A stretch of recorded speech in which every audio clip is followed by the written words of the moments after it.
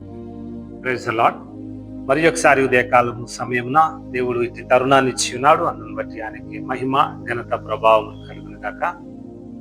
యెషయా గ్రంథం 30వ అధ్యాయము 19వ వచనం.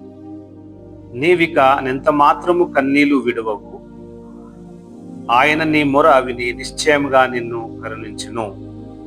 ఆయన నీ మాట వినగానే నీకు ఉత్తరం ఇచ్చును. చూడండి, కన్నీళ్లు విడువవు. ఎందుకు ఈ కన్నీళ్లు విడవలసినటువంటి పరిస్థితి వచ్చింది అని మనము ఆలోచించినప్పుడు ఎంతగానో కుటుంబంలో బాధలు, కుటుంబంలో ప్రతి ఒక్కరికి అనారోగ్యత, పుట్టినటువంటి పిల్లగానికి ఒకవేళ అంగవైకల్యం ఉన్నట్లయితే ఆ కుటుంబం బాధపడుతుంది కదా. మరి కొన్ని విషయాలు తల్లిదండ్రులలో తండ్రి ఆల్కహాల్కి, సిగరెట్కి బానిస అయిపోయినాయి ఉన్నాడు. అట్లాంటి కుటుంబంలో ఎంతగానో బాధ, తల్లి యొక్క కన్నీరు వేదన కుటుంబాన్ని ఈ విధంగా నడిపించాలన్న బాధ. చూడండి, ఆ విధంగా ఉంటున్నటువంటి కొన్ని కుటుంబాలలో మరి జాబ్ లేదనో, ఏ విధంగా నా అబ్బాయి అమ్మాయి చాలా ఎడ్యుకేటెడ్ అయినప్పటికీ వారికి జాబ్లు ఉండవు. మరి ఆ కుటుంబంలో బాధని కదా. మరి వారు యంగ్ స్టేజ్ వచ్చినా కూడా వారికి సమస్యలు, వివాహం జరగలేదన్న బాధ. ఇన్ని బాధల్లో మనము దేవుని దగ్గరికి వస్తే దేవుడు ఏమంటున్నాడు చూడండి, నీవిక ఎంత మాత్రము కన్నీరు విడవవు. చూడండి, ఎంత మంచిగా కదా. నీవిక ఎంత మాత్రము కన్నీరు విడవవు. మనము రాజుల గ్రంథంలో చూడగలం. 2వ రాజులు 20వ అధ్యాయము 5వ వచనం. నీవు కన్నీరు విడుచుట చూచితిని, నీ ప్రార్థన నేను అంగీకరించి ఉన్నాను. నా మాటలు వింటున్నటువంటి తండ్రులారా, నీ కన్నీళ్లు, నీ యొక్క కన్నీటి ప్రార్థన దేవుడు ఆలకించినాడు. నీ సమస్యల గుండా వెళ్తున్నావు కదా, ఆ సమస్యలన్నీ తీర్చడానికి దేవుడు వచ్చినాడు. చూడండి, నీవు కన్నీళ్లు విడుచుట చూచితిని, నీ ప్రార్థనను అంగీకరించి ఉన్నాను. నువ్వు ఏ విధంగా బాధపడుతున్నావు? అనారోగ్య సమస్యలు, కుటుంబం అంతా అనారోగ్యతోనేనా? మానసికంగా బాధపడుతున్నావా? మానసిక సమస్యలతో బాధపడుతున్నావా? పిల్లల పెంపకం విషయంలో నువ్వు బాధపడుతున్నావా? అవును, ఏ విధంగా పెరుగుతున్నారు ఈ లోకంలో అన్నిటిలో. చూడండి, పాజిటివ్, నెగిటివ్ 2 రకాలుగా ఉంటుంటాయి కదా. పాజిటివ్, మంచి మార్గంలో నడవమంటే ఎవరు నడవరు. చెడ్డ మార్గంలో అయితే ఆటోమేటిక్ ప్రతి ఒక్కరు 99% అట్లనే వెళ్ళిపోతుంటారు. మన పెంపకం చాలా ఇంపార్టెంట్. పిల్లల యొక్క పెంపకం చాలా ఇంపార్టెంట్. వారు నడక, వారి యొక్క ఆలోచనలు అన్నీ అబ్జర్వ్ చేస్తూనే ఉండాలి. ఆయన నీ మొర విని నిశ్చయంగా నిన్ను కరుణించును. నువ్వు ఇన్ని సంవత్సరాలుగా పడ్డటువంటి బాధలు ఇక్కడి నుంచి ఉన్నాయమ్మా. వింటున్నారు కదా మాటలు. నీ యొక్క కన్నీటి ప్రార్థన దేవుడు ఆలకించి నీకు ఈరోజు గొప్ప మేలు చేస్తానంటున్నావు. రోజు కుటుంబంలో 3 పూటల ప్రార్థన, ఉదయకాలం, మధ్యకాలం, సాయంకాలంలో ప్రార్థనలలో బలపరుస్తున్నప్పుడు దేవుడు నీ యొక్క కన్నీటి ప్రార్థనలు విని నీకు నిశ్చయంగా జవాబిస్తాడమ్మా. ఖచ్చితంగా ఫాస్టింగ్ ప్రేయర్లో మనం ఎంత విశ్వాసం ఉంటుందని అంటే, ఆ ఫాస్టింగ్ ప్రేయర్లో దేవుడు నీ దగ్గరికి దిగి వస్తాడు. ఉపవాసంతో నా కుమారుడు నా దగ్గర మొరపెట్టుకుంటున్నాడే అని నీ యొక్క ప్రార్థన, కన్నీటి ప్రార్థన దేవుడు విని నీ యొక్క ప్రార్థనకు, విజ్ఞాపనకు దేవుడు నీతో మాట్లాడతానంటున్నాడు.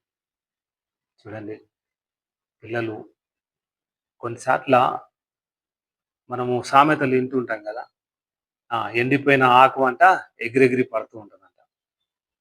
బాగా పుష్టిగా ఉన్నటువంటి ఆకు స్థిరంగానే ఉండిపోతుంది. ఈ లోకంలో ఏమి లేని వ్యక్తులు కూడా అన్ని ఉన్నట్టు షో చేస్తూ ఉంటారు కదా.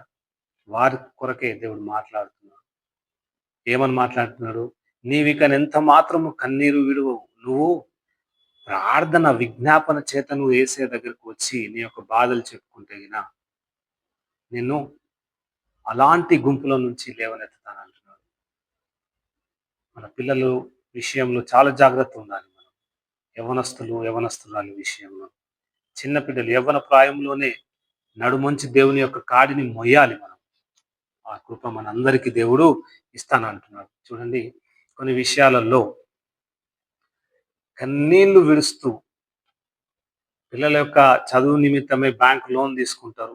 లేదా అక్కడ ఇక్కడ లోన్ తీసుకొని వచ్చి చదివిపిస్తూ ఉంటారు. లోన్ కట్టని పరిస్థితిలో గూడా మనము పిల్లల యొక్క ఎడ్యుకేషన్ మీద దెబ్బ తీసుకొని వస్తుంటాం కదా! కానీ దేవుడు ఏమంటున్నాడంటే, నీవిక ఎంత మాత్రము కన్నీరు విడువవు. ఆయన నీ మొర విని నిశ్చయంగా నిన్ను కరుణించును. కరుణించే దేవుడు ఉన్నాడయ్యా మన దగ్గర కదా! కరుణించే దేవుడు ఒక్కడే. ఆయన నిన్ను కరుణిస్తున్నాడు. ఆయన నీ మాట వినగా నీ ఆయన ఉత్తరం ఇస్తానంటున్నాడు. నేను నీకు ఉత్తరం ఇచ్చేదను. విశ్వాసం ఉంచండి ఉదయకాలం. ఈ రోజంతయు ఎవరైతే సమస్యల గుండా వెళ్తున్నావో, అనారోగ్యత గుండా వెళ్తున్నావో, కన్నీటి విడిచినటువంటి నీ ప్రార్థన దేవుడు ఆలకించి ఉన్నాడు.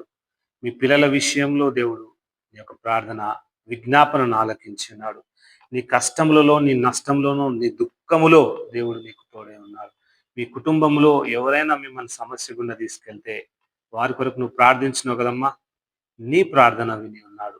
దేవుడు వారి కుటుంబంలో, మీ కుటుంబములలో దీవెనకరంగా ఉండాలని ఆశగొని ఉన్నాడు. చూడండి, మనమందరము ప్రార్థన చేస్తూ ఆయన దిక్కే మనము ఆశగొని ఉండాలి. నీ కన్నీరు, ప్రార్థన, విజ్ఞాపన దేవుడు త్రోసివేసే దేవుడు కాదు. ప్రతి బాష్ప బిందువుకు ఆయన సమాధానకర్త అయిన దేవుడు మన దేవుడై ఉన్నాడు. ప్రార్థన చేద్దాం. స్తోత్రములు నాయన ప్రభువా, కృపామయుడ, కనికరం గల తండ్రి, వందనాలు స్తోత్రాలు తండ్రి. ఇటు ఉదయకాలం సమయంలో మాకు ఇచ్చిన ఈ కృపను బట్టి నీకు వందనాలు స్తోత్రాలు తండ్రి. అవునయ్యా, కన్నీళ్ళు విడుచుతూ మేము ప్రార్థించినప్పుడు నాయన మా కన్నీరు యొక్క ప్రార్థనను అంగీకరించిన దైవమా నీకే స్తోత్రము. నీవింకను ఎంత మాత్రము కన్నీరు విడవవు. ఆయన నీ మొర విని నిశ్చయముగా నిన్ను కరుణించును అని వాక్యం చేత మమ్మల్ని తాకి ఉన్న దైవమా నీకే స్తోత్రములు. అయా, ఆయన నీ మాట వినగా నేను నీకు ఉత్తరం ఇచ్చాను. అవును తండ్రి, మా మాటలు విని మాకు ఉత్తరం ఇచ్చిన దైవమా నీకే స్తోత్రములు. మా సమస్యలలో ప్రభా, ఆర్థిక సమస్య నష్టపోతున్నాము, అనారోగ్య సమస్యలో మేము నష్టపోతున్నాం, మానసికంగా అయా పిల్లల పెంపకం విషయంలో, అయా నాయన ప్రభా సంబంధం విషయంలో మేము నష్టపోతున్నాం తండ్రి. మమ్మల్ని దర్శించండి, మా యొక్క పిల్లలను అయా మంచి ఉద్యోగంలో, మంచి ఆరోగ్య విషయములలో అయా అంగవైకల్యంతో పుట్టిన బిడ్డల కొరకు మేము ప్రార్థిస్తున్నాం నాయన. అయా మ్యారిటల్ ఇష్యూస్ నాయన ప్రభా, దాంపత్య సమస్యల చేత పిల్లలు పుట్టలేక బాధపడుతున్న బిడ్డల కొరకు మేము ప్రార్థిస్తున్నాం తండ్రి. వారి జీవితంలో గొప్ప కార్యం జరిగించండి ఈ రోజు నాయన. అయా, వారి జీవితంలో గొప్ప కార్యం జరిగించి నీ సాక్షి బిడ్డలుగా నడిపించమని, ఈ లోకయాత్ర అంతట్లో ప్రభా నీ కొరకు జీవించే కృపను బిడ్డలందరికీ దయచేయమని నజరేయుడైన నమ్మదగిన యేసు నామములో అడిగి వేడుకొంచున్నాం తండ్రి. ఆమేన్. Praise the lord.